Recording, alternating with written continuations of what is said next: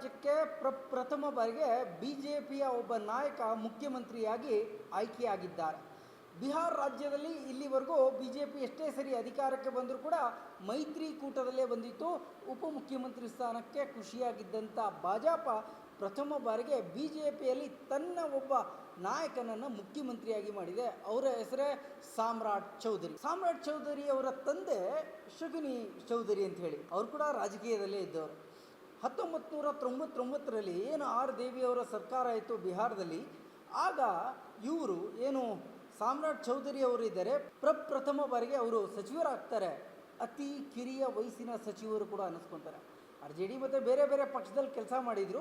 ಆದರೆ 2018ರಲ್ಲಿ ಅವರು ಭಾಜಪಗೆ ಬರ್ತಾರೆ. ಅಲ್ಲಿಂದ ತಮ್ಮ ರಾಜಕೀಯ ಒಳ್ಳೆಯ ರಾಕೆಟ್ ವೇಗದಲ್ಲಿ ಮುಂಸಾಗುತ್ತೆ. ಇತ್ತೀಚೆಗೆ ಒಂದು ಯೂನಿವರ್ಸಿಟಿ ಕೂಡ ಅವರಿಗೆ ಡಾಕ್ಟರೇಟ್ ಪದವಿಯನ್ನು ಕೂಡ ಕೊಟ್ಟಿತ್ತು. ಸೊ ಬಿಹಾರಕ್ಕೆ ನೂತನವಾಗಿ ಮುಖ್ಯಮಂತ್ರಿ ಬಂದಿರುವುದು ಬಿಹಾರ ರಾಜ್ಯಕ್ಕೆ ಮತ್ತು ಬಿ ಜೆ ಪಿಗೆ ಎಷ್ಟು ಹುಮ್ಮಸ್ಸಿರುತ್ತೆ ಕಾದು ನೋಡಬೇಕಾಗಿದೆ.